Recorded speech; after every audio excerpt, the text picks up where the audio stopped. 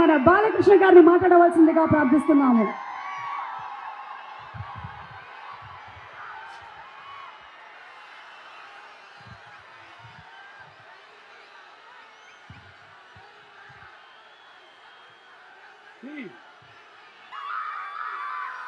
ముందుగా తెలుగుదేశం పార్టీ జాతీయ అధ్యక్షులు శ్రీ నారా చంద్రబాబు నాయుడు గారికి ముఖ్య అతిథి, అలాగే విశిష్ట అతిథి Thalaivar, the only super star of Indian film industry సోదరుడు రజనీకాంత్ గారికి, అలాగే సీనియర్ జర్నలిస్టులు, అప్పుడు ఇండియా టుడే చీఫ్ ఎడిటర్గా ఉంటూ నాన్నగారు ఈ పార్టీ పెట్టినప్పుడు, తర్వాత ఇప్పుడు ఫ్రీలాన్సర్ జర్నలిస్ట్గా, అలాగే ఫారెన్ కరెస్పాండెన్స్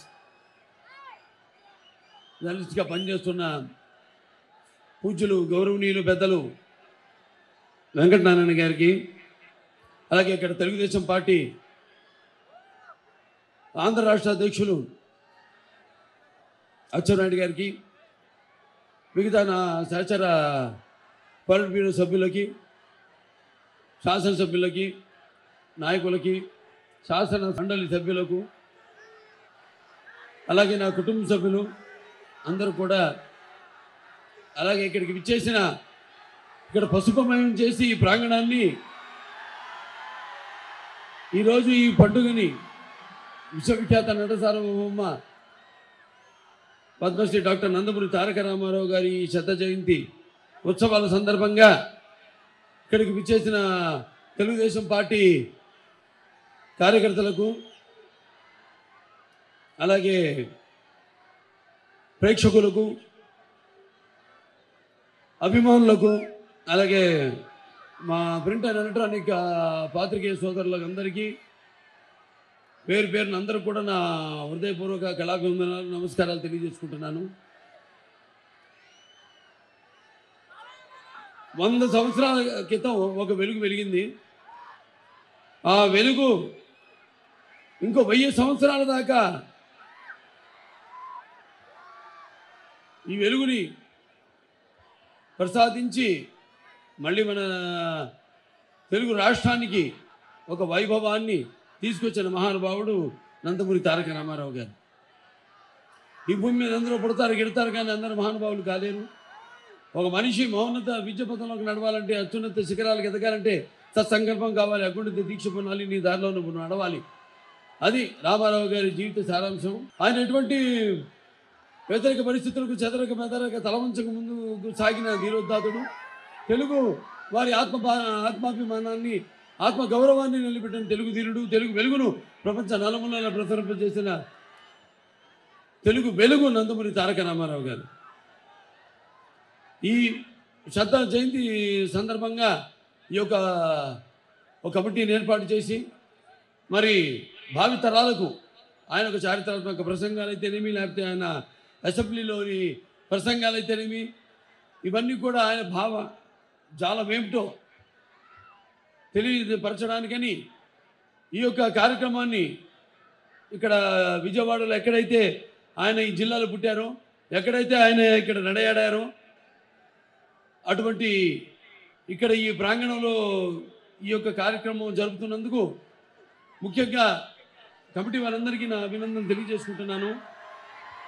అలాగే ముఖ్యంగా ముందుగా నాకు ఈ ధన్యమైన జన్మనిచ్చి నాకు మీ అందరి గుండెల్లో ఈ యొక్క ఆయన ప్రతిరూపాన్ని ప్రసాదించినందుకు దైవాంశ సంబుధుడు, అలాగే నటనకే విశ్వ నట రూపం ఎలా ఉంటుందో చూపించిన మన తండ్రి గారు, గురువు, దైవం, కారణజన్ముడైన నందమూరి తారక రామారావు గారికి శత జయంతి అభినందనలు తెలియజేసుకుంటూ, మరి ఆయన నటన గురించి వేరే నేనేమి ప్రత్యేకంగా చెప్పక్కర్లేదు. నాకు ఒక తృప్తి ఏంటంటే, ఆ పాత్రల్ని ఆయన చేసిన రకరకాల పాత్రలు, పౌరాణికమైతేనేమి, జానపదాలు అయితేనేమి, సాంఘిక చిత్రాలు అయితేనేమి, అవన్నీ కూడా ఇప్పుడు చేస్తూ ఆయన్ని గుర్తు చేస్తున్నందుకు ఒక కొడుకుగా అది నా పూర్వజన్మ సుకృతంగా భావించుకుంటున్నాను. ఆయన మరి అసామాన్య నటుడు. ఆయన పౌరాణికాలు నడుస్తుంటే పౌరాణిక పాత్రలకు ప్రాణం పోశారు. ఆయన జానపదాలకు జావలీలు పాడారు. ఆయన అలాగే సాంఘికాలకు సామెత పరగలను నేర్పారు. ఆయన అలాగే పద్య పదునెక్కింది, పాట నాటు కట్టింది. అలాగే కళామ తల్లి కన్నుల పండుగ చేసుకుంది, కలకల నవ్వింది, గలగల నవ్వింది కళామ తల్లి. అటువంటి మరి ఆయన కేవలం ఈ ఎక్కడ మన దేశంలోనే కాదు, ప్రపంచంలో ఎక్కడ వెతికినా కూడా, ఎక్కడ చూసినా కాకుండా అటువంటి నట ధీరుడైతేనేమి, లేకపోతే నటనలో చేసిన ప్రవేశాలు, ఆయన పాత్రలోకి ఆయన చేసిన ఎక్స్పెరిమెంట్లు అయితేనేమి, ఒక నటాచారుడుగా, అలాగే ఆయన పాత్రలను ఆకలింపు చేసుకుని నటనకు జీవం పోసిన నట ధీరశాలి నందమూరి తారక రామారావు గారు. అలాగే ఆయన ఒక కేవలం సినిమాలే కాకుండా రాజకీయంగా ఒక ప్రతి తెలుగు బిడ్డ, ప్రతి తెలుగు మట్టి గడ్డ, నేను తెలుగువాణ్ణి అని చెప్పుకునే దమ్ము, ధైర్యం, సత్తువ, అలాగే ఆత్మవిశ్వాసం, తెగింపు, వాటిలను సానబెట్టి పదును పెట్టి బయటికి లాక్కొచ్చి చెప్పే సత్తా ఇచ్చిన తెలుగు నిజమైన హీరో నందమూరి తారక రామారావు గారు. అలాగే ఆయన తెలుగుదేశం పార్టీ పెట్టి ప్రతి తెలుగు బిడ్డ బొడ్డు ఊడకముందే మరి ఈ రాజకీయాలంటూ తెలిపి, ఆయన రాకముందు రాజకీయాల్లోకి అసలు రాజకీయాలంటే పెద్ద ఆసక్తి లేని వాళ్ళు, అలాగే అసలు తెలియని వాళ్ళు కూడా ఒక రాజకీయ చైతన్యాన్ని తీసుకొచ్చిన మహానుభావుడు నందమూరి తారక రామారావు గారు. అలాగే ఆయన ఎన్నో సాహసోపేతమైన పథకాలను ప్రవేశపెట్టి జనాలకి ఉపయోగపడేవి, సానుకూలమైనవి ప్రవేశపెట్టి మరి అందరికీ ఏదైతే ముందు ఆయన ఏ నినాదంతో అయితే పార్టీని పెట్టారో, ప్రజల దేవుళ్ళు సమాజమే దేవాలయం, అందులో నేను ఖర్చుకుండని, సామాన్య మనుషులకు కావలసిన వాళ్ళకి అవసరమైన కూడు గుడ్డ అందించి ఆనాడు మన దేశంలోని తొలిసారిగా మహిళలకు ఆస్తులు సమానత్వం ఇవ్వడం అయితేనేమి, అలాగే ఈ యొక్క కిలో బియ్యం 2 రూపాయలకి ఆనాడు మరి 1,20,00,000 మంది కుటుంబాలకు ఆయన పంపిణీ చేయడం జరిగింది. అలాగే ఈ యొక్క జనతా అవసరాలు ఏవైతే ఉన్నాయో వాట్లను అంటే అటు వాళ్ళకు ఉపాధి కల్పిస్తూ ఈ జనతా అవసరాలను పంపిణీ చేయడం అయితేనేమి, లేకపోతే ఈ వృద్ధులకు 30 రూపాయల పెన్షన్ అయితేనేమి, అలాగే ఈ యొక్క పక్కా ఇళ్ళు కాంక్రీటు స్లాబులతో ఈ పక్కా ఇళ్ళు నిర్మించడం అయితేనేమి, రైతులకు విద్యుత్ కరెంటు 50 రూపాయలకు ఉత్తమమైతేనేమి, లేకపోతే భూమి శస్త్ర రద్దు చేయడం అయితేనేమి, అలాగే ఒక విప్లవాత్మక సామాజిక విప్లవాత్మక ఏదైతే ఈ యొక్క పటేల్ పట్టువారీ వ్యవస్థ ఉందో తెలంగాణలో వాటిని రద్దు చేసి, అలాగే ఈ మాండలిక వ్యవస్థను ప్రవేశపెట్టి ప్రజల మధ్యకి ప్రభుత్వం సుమారుగా 330 ఈ తాలూకాలను 1104 మండలాలుగా ప్రజల వద్దకి పాలన తీసుకెళ్లిన మహానుభావుడు నందమూరి తారక రామారావు గారు. అలాగే ప్రగతి దిశగా మరి రైతులకు కూడా అన్ని సౌకర్యాలు ఒకే చోట లభించే విధంగా ఆయన ప్రారంభించడం జరిగింది. అలాగే ఈ యొక్క ఊళ్ళ యొక్క సమగ్ర అభివృద్ధి కోసం ఈ యొక్క వ్యవస్థను ఏర్పాటు చేయడం జరిగింది. అలాగే ఆయన ఈ యొక్క స్థానిక ఎన్నికల్లో మన బీసీలకు ఒక 20%, అలాగే మహిళలకు 9% రిజర్వేషన్ను ప్రవేశపెట్టడం జరిగింది. అలాగే ఈ యొక్క బీసీలకి 14 నుంచి 15%, అలాగే ఎస్టీలకి 4 నుంచి 6% దాకా రిజర్వేషన్ పంపించేయడం అయితేనేమి, అలాగే మహిళలకి ప్రత్యేక ఈ పద్మావతి విశ్వవిద్యాలయాన్ని స్థాపించడం అయితేనేమి తిరుపతిలో, అలాగే ఈ యొక్క ఏదైతే ఈ గురుకుల పాఠశాలలు ఉన్నాయో ఆశ్రమ పాఠశాలలు, అలాగే ఈ యొక్క సంక్షేమ హాస్టల్స్ ప్రారంభించడం జరిగింది. ఇలాంటివి ఎన్నెన్నో కార్యక్రమాలు. అలాగే ఇక్కడికి మనకి హంద్రీనివా అయితేనేమి, సుజల సవంతి అయితేనేమి, తెలుగు గంగ అయితేనేమి, ఇవన్నీ ఆయన మానస పుత్రికలు.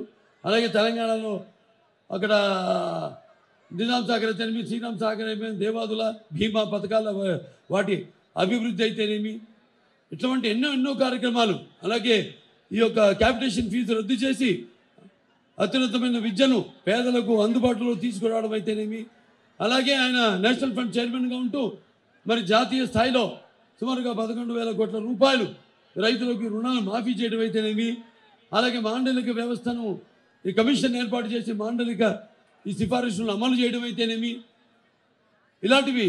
అలాగే ఈ అక్కడ కేంద్ర ప్రభుత్వం అలాగే ఇక్కడ రాష్ట్రాల ప్రభుత్వాల యొక్క సఖ్యత, వాళ్ళ అనుబంధం బాగుండేలా ఒక కమిషన్ ఏర్పాటు చేయడం ఏంటి, ఇలాంటివి ఎన్నెన్నో కార్యక్రమాలు ఆయన చేపట్టడం జరిగింది. ఇవాళ మరి చరిత్ర ఆయన గురించి ఇంకా ముందు తరాల వారికి ఇవన్నీ వాళ్ళకి తెలవడానికి ఈ యొక్క అవకాశం ఆయన ఈ యొక్క శత జయంతి ఈ ఉత్సవ సందర్భంగా మరి వాళ్ళు ఇక్కడ విజయవాడలో జరుపుకోవడం, ఈ యొక్క ఆయన చారిత్రక ప్రసంగాలు, అలాగే రేపు హైదరాబాదులో మే 20న మరి 2వ కార్యక్రమం కూడా అక్కడ జరుపుకోబోతున్నాం. సో ఈ పండుగ కేవలం ఇక్కడే కాదు, మన రాష్ట్రంలోనే కాదు, లేకపోతే పక్క రాష్ట్రాల్లో కాదు, మన దేశంలోనే కాదు, ఎక్కడ తెలుగు వాళ్ళు ఉన్నా మొత్తం ప్రపంచం అంతా ప్రపంచవ్యాప్తంగా అమెరికా అయితేనేమి, అయితే ఖతార్లో అయితేనేమి, అక్కడ ఇంగ్లాండ్లో అయితేనేమి, ఆస్ట్రేలియాలో అయితేనేమి, అన్ని దేశాల్లో కూడా ఎక్కడ తెలుగు వారు ఉన్నారు అందరూ కూడా ఈ పండుగను జరుపుకుంటున్నారు. వాళ్ళందరూ నా అభినందన తెలియజేసుకుంటూ మరి ఈ యొక్క కార్యక్రమం ప్రతి ఇంటిలోనూ ఒక పండుగగా మనం ఎలాగైతే పండుగ జరుపుకుంటామో, ఒక సంక్రాంతి లేకపోతే ఒక దీపావళి లేకపోతే ఒక ఇటువంటి పండుగల్లో ఇది ఒక పండుగగా వాళ్ళందరూ ఆయన ఈ యొక్క శత జయంతి పండుగను జరుపుకుంటున్నందుకు అందరూ కూడా నా అభినందన తెలియజేసుకుంటూ, అలాగే ఆయన చేసిన సేవలకి మనం ఎంతో రుణపడి ఉన్నాం ఆయనకి. అలాగే ఈ యొక్క కమిటీ ఏదైతే ఏర్పడి ఈ యొక్క కార్యక్రమాన్ని ఇంత దిగ్విజయంగా జరుపుతుందో ఆ కమిటీ సభ్యులందరూ కూడా మన చైర్మన్ టీడీపీ జనార్దన్ గారికి అయితేనేమి, లేకపోతే కాటగడ్డ ప్రసాద్ గారికి, అలాగే షరీఫ్ గారికి అయితేనేమి, అలాగే రావుల చంద్రశేఖర్ రెడ్డి గారికి, అట్లూరి అశ్విన్ గారికి, అలాగే గంటమనేని రవిశంకర్ గారికి, విక్రమ్ పూల గారికి, అలాగే భగీరథ గారికి, అట్లూరి నారాయణ గారికి, శ్రీపతి సతీష్ గారికి, కేసీఆర్ రావు గారికి, అలాగే మధుసూదన్ రాజు గారికి, కేవీఎస్ మధుసూదన్ రాజు గారికి, మండవ సతీష్ గారికి, అలాగే రామ్మోహన్ రావు గారికి, పార అశోక్ గారికి, అందరూ కూడా వాళ్ళు చేస్తున్న కృషికి నా అభినందనలు తెలియజేసుకుంటూ మరి ఈ యొక్క కార్యక్రమానికి విచ్చేసే ప్రతి ఒక్కరు కూడా రామారావు గారు ఆయన మ్యాగ్నానిమిటీకి ఆయన చేసిన సేవలకి మీ యొక్క కృతజ్ఞతలు, మీ యొక్క శ్రద్ధాంజలిని గడించడానికి విచ్చేసే ప్రతి ఒక్కరు కూడా నా కృతజ్ఞతలు, నా అభినందనలు, నా కుటుంబ సభ్యుల తరఫున అందరూ కూడా నా అభినందనలు తెలియజేసుకుంటూ నేను సెలవు తీసుకుంటున్నాను. జై ఎన్టీఆర్, జై ఎన్టీఆర్, జై ఎన్టీఆర్.